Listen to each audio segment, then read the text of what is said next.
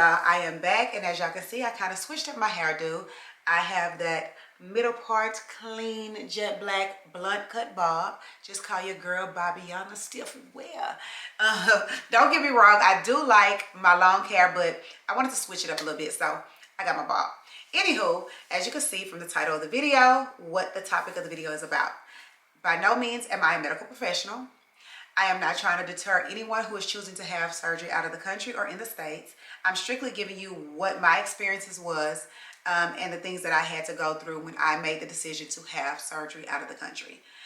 So a few years ago, I made the decision to have a boob job done out of the country. Mainly because that was the cheaper option at the time for me. I did not have the funds that it would require to have this job done in the States. So I figured, hey, you know, the girls are going to out of the country to the Dominican to get all these different type of surgeries. It fit within my budget at the time. So I'm like, hey, why not doing it? Prior to going, I did research doctors and I made the decision to go to Dr. Soto. Dr. Soto is the doctor that performed my surgery. And let's just say $3,000 surgery ended up costing me about roughly $12,000. So upon arriving, we were taken into this luxurious office. Very nice setup. The office is very large, nice furniture. They talked about, you know, what would happen during the surgery, things like that.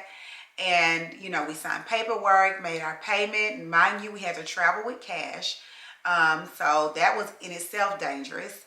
And we signed our paperwork and that was that. So we were sent, after we handed over our money and everything, I was sent downstairs. And downstairs is where it got real, okay? I am not over exaggerating. We were placed into a room that had, I would say, roughly 50 girls. We were literally shoulder to shoulder, okay? We were shoulder to shoulder and we were supposed to be doing blood work and x-rays. So this is considered your pre-op. I guess that's what they wanted to call this. The room was jam-packed with people. And when they took me in for my x-ray, it was like one of them Flintstone type x-ray deals. It still had the large x-ray card where you put it in and pull it out. It's nothing that I was accustomed to seeing here in the States. Considering that I do know Dominican is a third world country, it is a poorer country and their equipment is just not up to par. So I already was getting the butterflies in the stomach, but I was determined to get this done because this is why I was here. And like I said, that was in the budget at the time. So after we did that, I was like, okay, you know, we had surgery scheduled for the next day. We went back to what they call a recovery house, which you also do research on your recovery house prior to you going so that you can make a decision on where you would do your recovery. I will also add that at these recovery houses, you know, you are there with other girls. You are there with, I guess they would call them medical assistants because they're not real registered nurses. They don't go through the schooling that is provided here within the States in order to practice in the Dominican. So I really don't, let me not quote that because I really don't know what their criteria is to be named an actual nurse there, but these particular women, from what I saw, couldn't possibly have any type of medical, extensive medical training. I would say that. So the next day was surgery day. So of course, butterflies in my stomach, nervous. So we went to Hospital Cipla. Once again, we were placed in, well, I was placed in a room where there are a number of girls. I mean, girls from everywhere. Some girls traveling in packs and groups, some girls traveling alone. And again, we are shoulder to shoulder. We are elbow to elbow. We in there chit-chatting, trying to ask, oh, what you getting, what you getting, what you getting? And, you know, just doing that, I guess to ease my mind, I wanted to know who your doctor was, that. So we just talking to each other. After we did that, you know, they're telling you need to prepare for your procedure. I was taken up to a different floor where again they started an IV, which hurt like hell when they started it. The initial IV that they put in was done incorrectly because my hand began to bubble up like a balloon. And I kept telling the person who put it on, I'm like, this hurts, this is not right. You know, I've had children and I've had other things done that I've had an IV before, and I know damn well that my hand wasn't supposed to bubble up the way it was bubbling up. So they immediately took that out and started it on the opposite arm. After they did that, they came in the room, and you knew it was your time for surgery because they would hand you a blue pill. The blue pill was like, it's time to relax and you about to go to sleep. So they handed me the blue pill, took the blue pill, went to sleep. I'm in surgery. During my procedure, your girl woke up. I woke up and I'm looking around, and I look up, and the person above me is not Dr. Soto. It was not Dr. Soto. I don't know if it was his apprentice. I don't know what. And I also look around, and there was another person on the other side of the room in surgery with me. So now, after I realized I was awake, I saw the oxygen mask coming toward my face, and then I went back to sleep. So I don't remember anything past that until I actually woke up from surgery. So in the recovery room. After I did the procedure, I'm in the recovery room, and while I'm in the recovery room, again, I'm, not in too much pain, just a little discomfort. And of course I can't see anything because everything was bandaged up. So everything's bandaged up. I can't see anything. But at the time, I'm thinking, okay, everything's okay. After you spend about an hour or two in the recovery room, they send your recovery house to pick you up.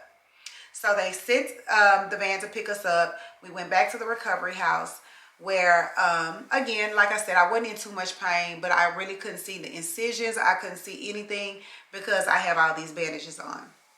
So went to sleep, woke up the next day, and in the room opposite of me is a girl who had two or three things done in one procedure, excuse me. So she was very, very, very, very, very, very lethargic. She was like turning colors, and I'm thinking, oh my God, like this girl is not gonna make it. And so I got very scared, and she had come alone. She was from New York. She had come alone, and I called the medical assistant who's there with us, and I'm like, I think she needs to go to the emergency room. Well, again, because of where we are, they do not have the advanced technology that we have here in the States. So they took her back to SIPLA, and come to find out she needed a blood transfusion. Gave her a blood transfusion, and then she came back. She didn't come back that same day, so that also made me worry. She came back 2 days later. And of course she's looking better. She said she felt better. So I'm like, okay, thank God this girl, they have fixed what's going on, because you see different things on social media about people not making it and things like that. And I'm like, I cannot not make it back to the States, and I wanted everybody that was in my direct contact to make it back as well to their families. So that happened. And so once I went back to see Dr. Soto, and I'm going to show you guys what the recovery room looked like. The recovery room was basically a closet. Okay, I could reach my arms out like this, and I'm touching wall to wall.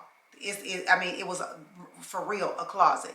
It had like a little tray that had, medical equipment on it, and then you lay back on this, I would say it was equivalent to a cot, and they began to take your dressing off, and they did your dressing change.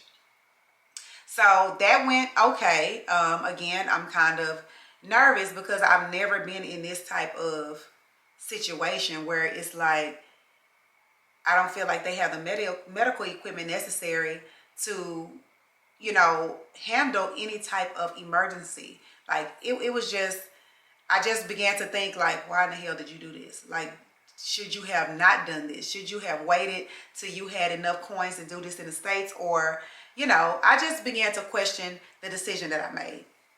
So after that, went back to the recovery room. Everything was fine. I did not experience the real complications until I made it home.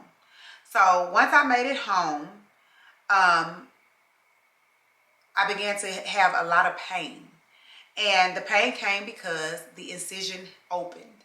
The incision opened up under both of my breasts. Right under here, the incision opened up. And excuse me if the pictures are a little bit graphic.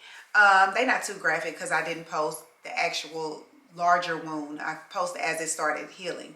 But the incision opened up and I had what you call a seroma. Unfortunately, when you go to the emergency room here and you are truthful about everything, or even if you're just saying you had, plastic surgery, normally they will not touch you in an emergency room. They're going to refer you to a plastic surgeon, and that's what they did. Especially if you tell them you went out the country. They're going to refer you to a plastic surgeon. So that's what they did.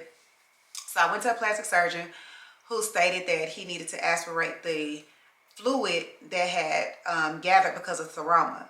That man came out with a needle about this big. And I was like, what's gonna happen with that? Like, that can't touch me unless you're gonna put me to sleep. He was like, no, we just go in and you shouldn't still have no feeling there because of, you just had, that was the surgery site. So he put it in, drained the fluid out, and we had to do this for a series of weeks because it just kept coming back. So I'm like, oh God, I'm gonna get an infection. My areola gonna fall off. My whole titty gonna fall off. Like, I just did not know what this would end, how this would end. And so after, all of that, it came to a point where when my breasts finally healed, one was up, one was down. They were like this.